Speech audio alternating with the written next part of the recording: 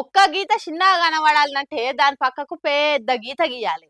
అప్పుడు ఫస్ట్ ఉన్న గీత చాలా చిన్నగా కనిపిస్తుంది. అగో అట్లనే కనిపిస్తున్నదట. పువ్వు గుర్తు పార్టీ పెద్ద మనిషి కిషన్ రెడ్డికి తెలంగాణ రాష్ట్రాన్ని వెళ్ళిన రెండు పార్టీలు.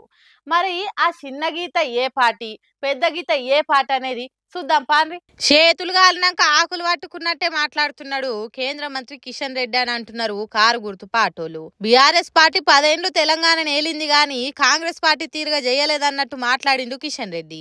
అంటే 10 ఏళ్లల్లా రాని బీఆర్ఎస్ పార్టీ మీద తిరుగుబాటు ఒక్క ఏడాదిలోనే కాంగ్రెస్ పార్టీ మీద అంతకంటే ఎక్కువ వచ్చింది అంటుండు.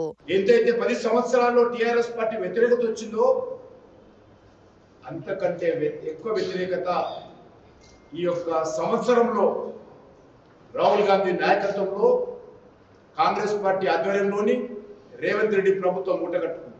తీవ్రమైనటువంటి వ్యతిరేకత ఈరోజు తెలంగాణ ప్రజల్లో ఉంది. అంటే కారు గుర్తు పార్టీ నయం అన్నట్టే కదా, కేసీఆర్ తెలంగాణ పబ్లిక్ ను మంచిగా చూసుకున్నారన్నట్టే కదా. కానీ పువ్వు గుర్తు పాటోలు అప్పుడు ఎంత ఆగం చేసిండ్రు.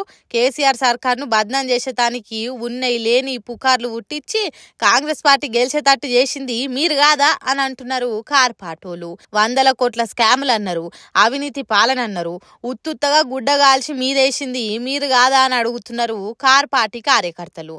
అవన్నీ మార్చి ఇప్పుడు కాంగ్రెస్ కంటే కారు పార్టీ నయం అన్నట్టు మాట్లాడితే గడిచిన కాలం వెనుకకొస్తుందా అని అంటున్నారట.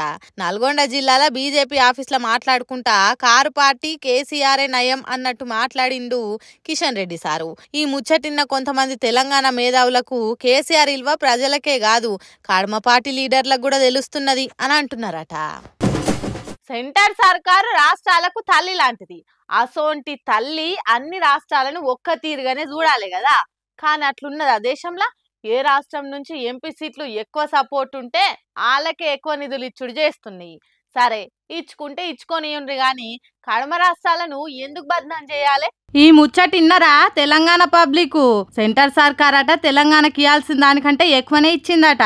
ఈ మాట అన్నది ఎవలో కాదు, స్వయాన మన దేశ పైసల మంత్రి నిర్మలా సీతారామన్ మేడము. పార్లమెంట్ లో అడిగిన ఓ ప్రశ్నకు బదులు చెప్పుకుంటా తెలంగాణకు మేము ఎంతో చేసినాం, అయినా ఆ రాష్ట్రం బాగుపడలేదు అని ఎక్కిరిచ్చినట్టు మాట్లాడింది. రాష్ట్రం ఏర్పడ్డప్పుడు ఎవరికి ఎంత ఇయ్యాలి అని రాసుకున్న విభజన హామీలు ఉంటాయి కదా, అగో అవన్నీ నెరవేర్చిండ్రట.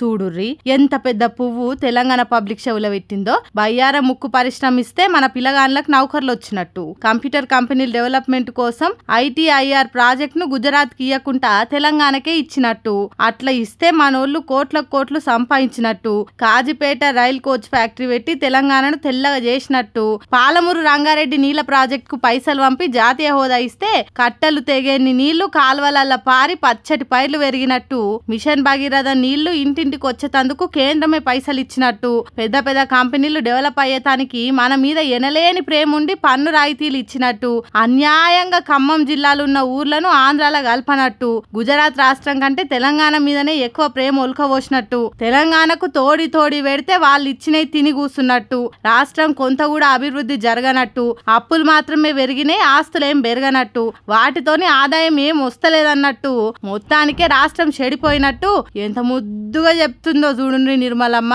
అని కారు గుర్తు పాటోళ్ళు అంటుంటే అంతెందుకు, మొన్నటికి మొన్న బడ్జెట్ లా హైదరాబాద్ మెట్రో ప్రాజెక్ట్ కు ఆటాన కూడా ఇయ్యలేదు గాని తెలంగాణకు చాలా చేసినామని చెప్పుడు ఇప్పుడు ఏం అడిగినా ఇయ్యకుంటుండే దానికి తప్ప మరొకటి కాదని కాంగ్రెస్ పార్టీలు అంటున్నారు. రాష్ట్రం నుంచి పోయే పన్నుల పైసలు రూపాయి తీసుకొని 60 పైసలు ఇస్తున్నారు. అసొంటిది మేమే ఇచ్చినాం అయినా మీరు బాగుపడతలేరని ఇంకెన్ని రోజులు అంటారు? బయట ఇంకేన్నో అంటే ఏమో గాని నిండు పార్లమెంట్ లా అట్లెట్లా అబద్ధాలు చెప్తారు మేడం అని తిడుతున్నారు తెలంగాణ పబ్లిక్ ఈ ముచ్చట ఎరకైనాక.